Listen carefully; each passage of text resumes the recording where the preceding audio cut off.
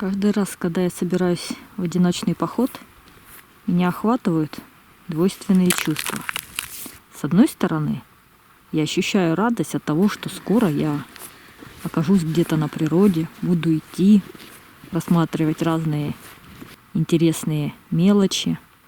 А с другой стороны, мне всегда немножко страшновато.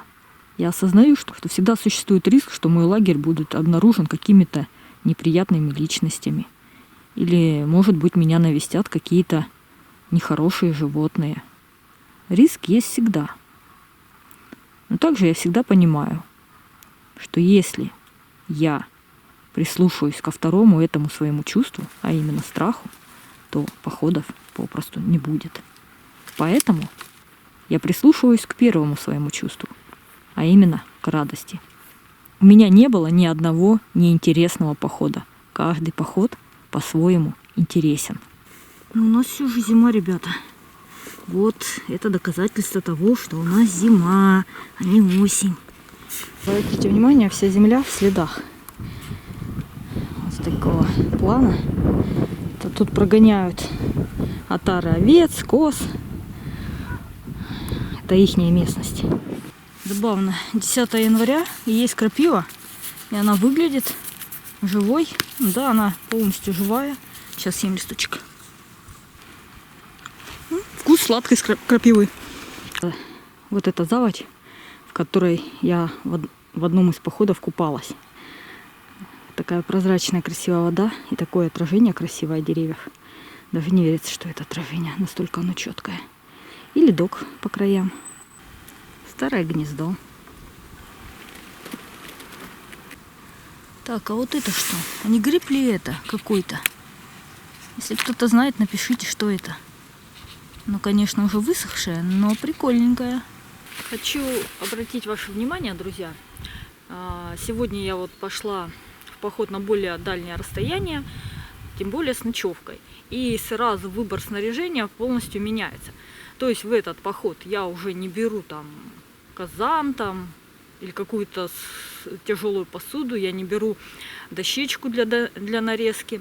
По той простой причине, что поход происходит в зимнее время, в холодное время. И рюкзак у меня набит теплой одеждой, теплый спальник, он очень объемный, занимает много места, то есть палатка, тент.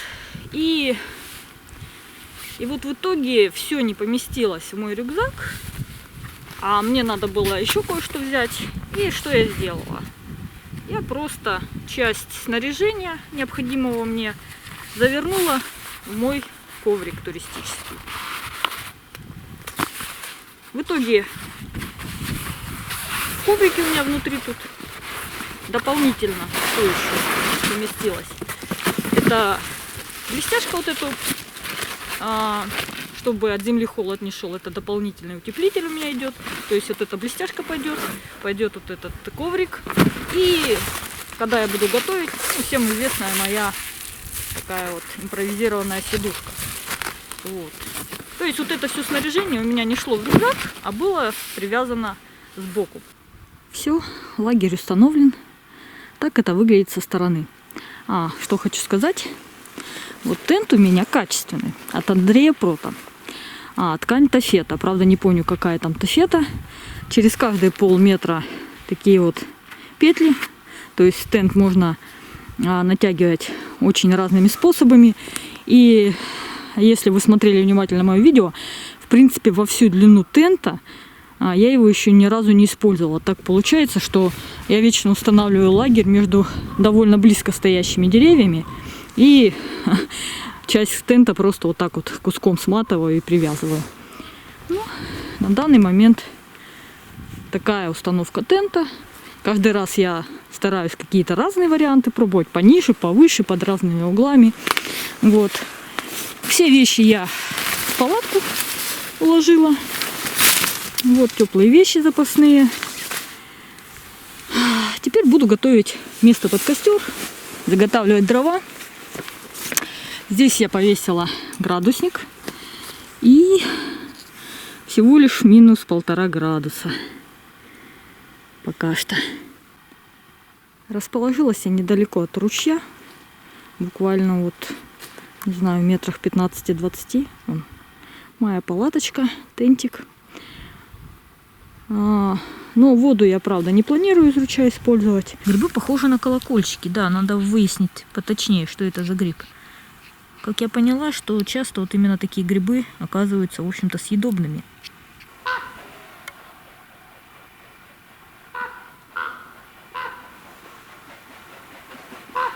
Ух ты, быстро они летают. Не поспеешь.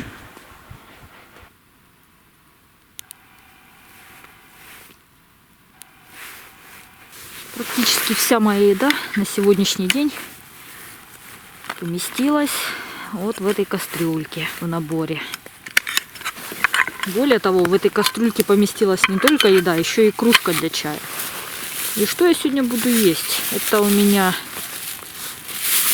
бутерброд с сыром. Это у меня 3 кусочки рыбы, которые я хочу пожарить. А это порция риса, которую я хочу сварить. Ну, лук, чеснок. Это на поджарочку к рису.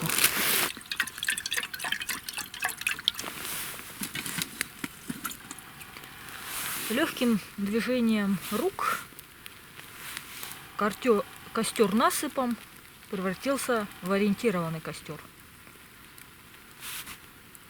Теперь на него удобно ставить посудку. Буду варить рис, жарить рыбку, так как уже достаточно сильно проголодалась. А пока вода закипает на рис, я хочу вам показать свой новый налобный фонарик. Пришел он мне из Якутска и подарил мне его Олег Лобанов. Это тот человек, благодаря которому я купила гамак. Также он проспонсировал мою поездку в Танаис. Ну и много чего. Печку-щепочницу в форме рыбки он также мне подарил. Вот, этот человек сейчас живет в Якутске и прислал мне очередной вот такой подарочек. Фонарик очень легкий. То есть, когда его крепишь на голову, голове это никак не мешает. Можно про него забыть, что он вообще на вашей голове находится. Фонарик светодиодный. Работает от батарейки либо аккумулятора. У фонарика несколько режимов. Так, где тут кнопочка? Вот эта кнопочка. Светит он один режим. Второй режим более тусклый свет. Потом вот такой режим. То есть можно себя обозначить, когда вы идете по дороге. Например, даже можно фонарик развернуть на затылок и обозначить себя, перемещаясь по трассе. Вот такие. Вот еще 4-й режим. Такие вот 4 режима. И вот еще тут на фонарике есть вот такая как бы вот шторочка. Вначале я не могла понять, для чего она, но потом поняла, что вот эта штучка нужна для того, чтобы не слепить ваших товарищей по походу. Знаете, часто такое бывает. Человек одевает налобный фонарь и сам себе, и потом, когда смотрит на своих друзей, он их слепит. То есть сам себе приятный, конечно, все видит, освещает, но слепит своих друзей, когда он поворачивается к ним. И вот тут придумана такая простая шторочка, такая вот, которая помогает избежать вот этой небольшой неприятности.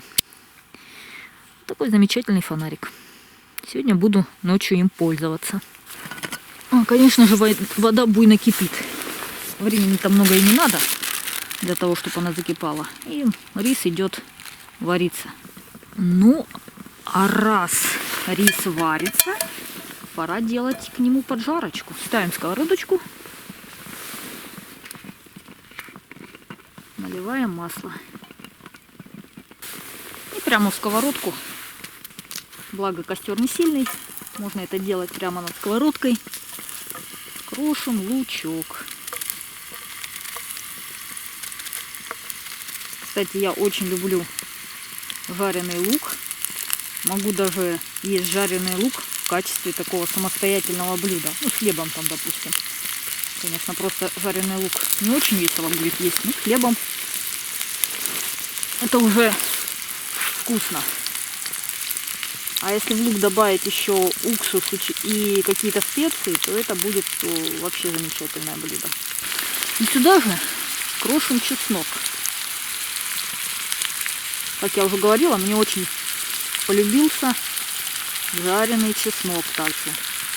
А к тому же у жареного чеснока такой очень сильный приятный аромат. Не успела оглянуться, лук уже довольно сильно подрумянился. Ну что, думаю, рис готов. Я, правда, не засекала время, но подозреваю, что все-таки он уже готов. Высыпаем его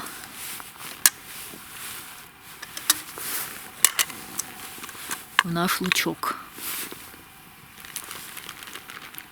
Вот такой рассыпчатый.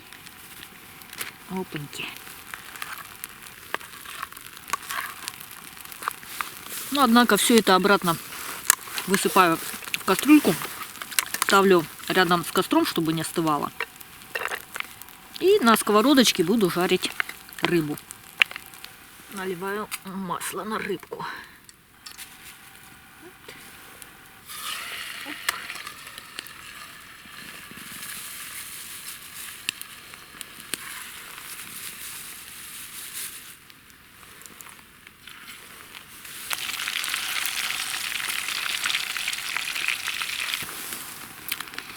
Такой ужин получился. Рыба скорее не пожарилась, так протушилась. То ли протушилась, то ли пожарилась. Но вкусно. И рис. Друзья, приятного аппетита вам. Пока кушала, на край костра поставила кружку с водой. Закипела вода. Вот завариваю себе чай. Какие два главных предмета остаются со мной все время в руках во время ночевок? Это фонарик и ножик. Фонарик, чтобы светить, ножик, чтобы на всякий случай. Все, в лесу стемнело, стало очень тихо, ни ветерка, и это хорошо. Не будет шелестеть тент, не будет лишних посторонних звуков. Какой я сегодня еще хочу провести эксперимент. Ну, кто смотрит тщательно мой канал, помнит вот этот парафиновый теплоаккумулятор. Как есть. Ровно в тот момент, когда я увлеченно занималась теплоаккумулятором, вдруг завыли волки. Дело в том, что я остановилась на ночлег ровно в том месте, в котором уже слышала вой волков во время своего летнего похода. Трижды я попыталась записать вой волков на видеокамеру. Но, к сожалению, камера не улавливает дальние звуки и фокусируется только на ближайших. В итоге был записан шум самой камеры, и слегка где-то на заднем фоне был слышен вой волков. Когда я пришла домой и просмотрела отснятый видеоматериал, я поняла, что использовать такую запись у меня не получится. Я, конечно, приведу небольшой кусочек в качестве примера, что у меня получилось, потому как без четкой записи воя волков все мои переживания кажутся чрезмерными. И я решила историю о волках рассказать лишь в нескольких штрихах. А там вы уж сами думайте, верить этой истории или нет.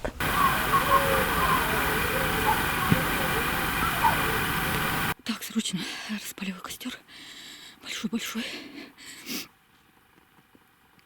Аккумулятор к черту.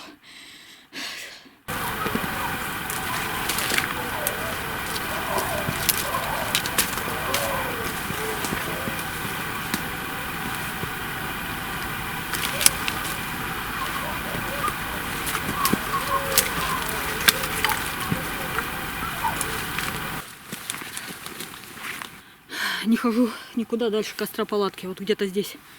Только здесь рядом. Не хочу никуда. Но вроде костер не должен потухнуть. Они где-то там. Третий заход по вытью. Я даже не пойму, дальше стал, нет.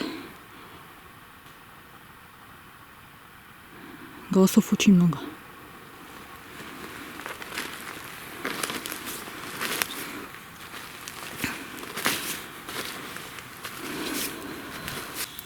Костер сделал очень большой. Ну как, я такие обычно не делаю. Накидала, блин. Вроде схватился хорошо. Залезла в палатку, короче. 3 захода вытья. Но первые, как я сказала, паника прошла. По той простой причине, что Звук вроде как удаляется. Залезла в спальник. Ну, попробую спать. Всем спокойной ночи. Утром. Палатка кажется такой малюсенькой. У меня две замечательные новости. Первая. Ночью меня никто не съел. Вторая. Мне было тепло спать. Я не мерзла.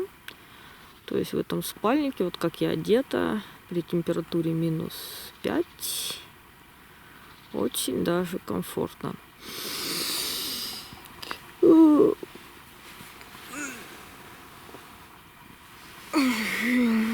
Вот. Первый раз я проснулась в 6:20. Вылезла из палатки. Подложила дровишек в костер. Он практически полностью прогорел. Слышала потом, спустя какое-то время, он вроде как трещать там начал. Посмотрела температуру, было -5. Вот. Ну, не снимала это все, потому что сонная была, не до съемок. Ну, сейчас все. Начну собираться потихоньку. Первый раз просыпалась в 6:20, было полностью темно. Сейчас 9. Светло, хорошо. Но сейчас -4.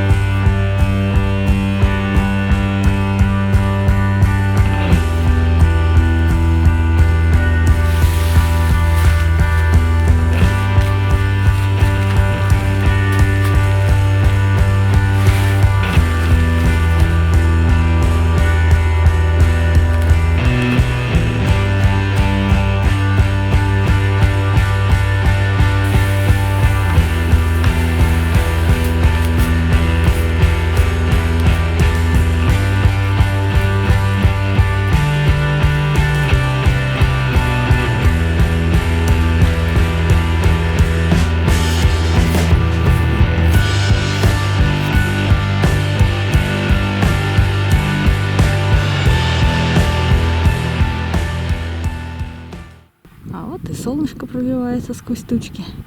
Мне кажется, скоро оно будет уже ярко светить. Как я и говорила, солнце вышло уже полностью. На улице очень тепло. Ощущение, как будто весна.